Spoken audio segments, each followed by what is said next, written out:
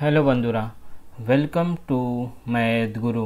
आज के Kolkata हाईकोर्टे primary teacher रिक्रुटमेंटे जा केसटा होयेछे सेई केसटा निये कलकाता हाईकोर्टे आज के एकटा हेरिंग होयेछे। सेई हेरिंगे कि होयेछे आगे आपनारा हेरिंग भिडियोटा देखुन, तारपरे आपनादेर साथे आज के हेरिंगे जा जा होयेछे सेटा निये और आगे की होते पारे सेटा निये आपनादेर साथे आलोचना करब। आगे आपनारा आज के कलकाता हेरिंगे भिडियोटा देखुन। Have a consultation with them and because it is at the instance of the appellant, he has to come and tell us, na? But since the interim order is there, my lord, we are suffering. Interim order is there, you are suffering. What did you do for so long? Well, this matter is hard for so long period. It has been assigned to us today. We will hear the matter. But subject to all of you agree to a particular date, we will keep the matter on that date and hear it out. Please ascertain and come back with a notice on Monday. Yes.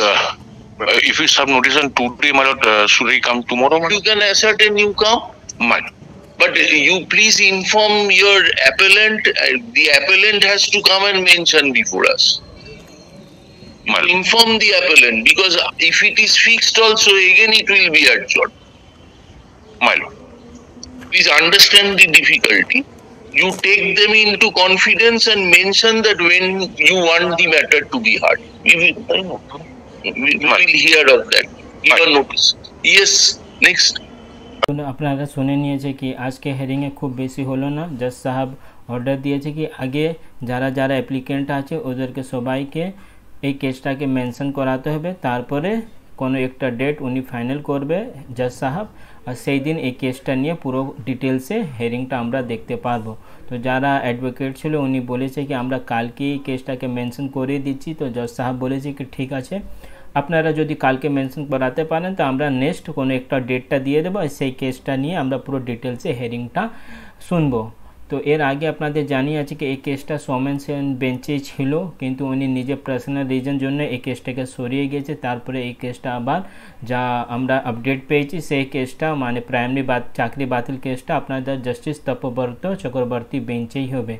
এর আগে single bench justice Abhijit Gangopadhyay যখন জজ ছিল উনি এই পুরোপুরি 32 প্যানেলটাই বাতিল করা হয়েছিল। রিজনটা ছিল যারা অ্যাপটিটিউড টেস্টটা নিয়েছিল ওদের অনেক এরকম ছিল, জাস্টিস গঙ্গোপাধ্যায় ওদেরকে নিজের চেম্বারে ডেকেছিল ইন্টারভিউয়ারদেরকে, তারপরে ওদেরকে জিজ্ঞেস করেছিল কি আপনি কি অ্যাপটিটিউড টেস্টে করেছেন। তো অনেক কেউ যারা ছিল ইন্টারভিউয়াররা ওরা নিজেই জানে না কি অ্যাপটিটিউড টেস্টটা কী আছে।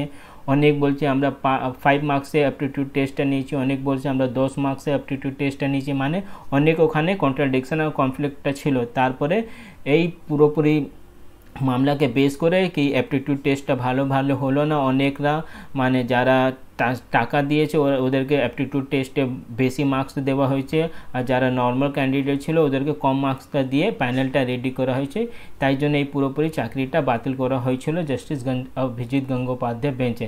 তারপরে এই কেসটা সুপ্রিম কোর্টে পাঠানো হয়েছিল। সুপ্রিম কোর্ট আবার এই কেসটাকে জাস্টিস অভিজিৎ গঙ্গোপাধ্যায় যা জাজমেন্টটা দিয়েছিল সেই জাজমেন্টটাকে স্টে করে ডিভিশন বেঞ্চ কলকাতা হাইকোর্টে আবার পাঠানো হয়েছিল।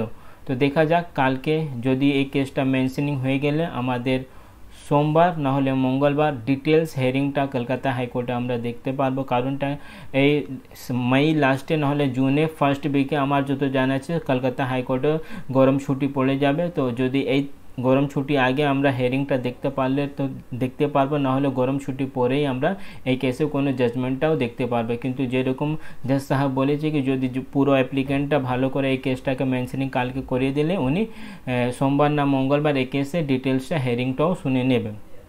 তো যাই হোক কালকে আমরা দেখছি কি হতে পারে।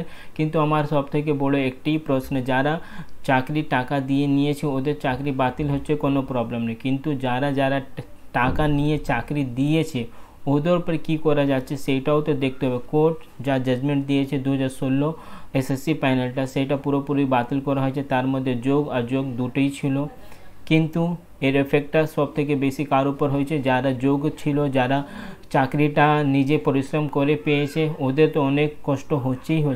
আর সবথেকে লাভে কী আছে, যারা টাকা নিয়ে চাকরি দিয়েছিল ওদের ওপর তো কোনোভাবে কোনো শাস্তি হলো না, ওদের তো কোনোভাবে কোনো পানিশমেন্টটা দেওয়া হলো না। তো কোর্টকে এইটাও ভাবতে হবে কি যখন উনি কোনো জাজমেন্টটা দেবে যারা চুরি করেছে আর যারা চুরি করিয়েছে দুজনকেই পানিশমেন্টটা দেওয়া এখানে দরকার। তো আশা করি যখন আমাদের এই প্রাইমারি টিচারের কোনো অর্ডারটা পাস হবে সেই জিনিসটা মাথায় রাখে ওখানে কোনো জাজমেন্টটা দিলে খুব ভালো। কারণটা যদি একটা জাজমেন্টটা একটা প্যানেলটা ক্যান্সেল করে দিলে যারা যারা চুরি করে চাকরি দিচ্ছে ওরা তো সিস্টেমেই বসে আছে, ওদের উপর তো কোনো এফেক্টটা হচ্ছে না। যারা যারা এই এসএসসি মামলাতে প্রাইমারি টিচার মামলাতে জেলে ছিল মোটামুটি সবাই বেলে বেরিয়ে গেছে, শুধুমাত্র আপনার পার্থ চ্যাটার্জি জেলে আছে, বাকি সবাই বেলে বেরিয়ে গেছে। তো সেটাই একটা অনেক কোশ্চেন মার্ক আছে। আমি এইটা নাকি আমি কোশ্চেন তুলছি আমাদের জুডিশিয়ারি সিস্টেম উপরে, আমি একটা এই চ্যানেল মাধ্যমে রিকোয়েস্ট করছি কি যারা যারা টাকাটা নিয়ে চাকরি দিয়েছে ওদের উপরে খুব স্ট্রিক্ট একটা পানিশমেন্ট দেওয়া হোক, তাদেরকে এরকম লোককে সিস্টেম থেকে আগে বের করা খুব দরকার। আগামীকাল যখন নতুন রিক্রুটমেন্ট আসবে সেইটা কি 100% সিওরিটি আছে কি আবার এরকম আমরা কারাপশনটা দেখতে পারবো না, কারণ সেই লোকটা তো এক্ষুনি সিস্টেমে বসেই আছে।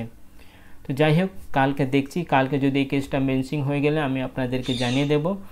যদি চ্যানেলে নতুন থাকলে চ্যানেলকে সাবস্ক্রাইব করুন। Thank you.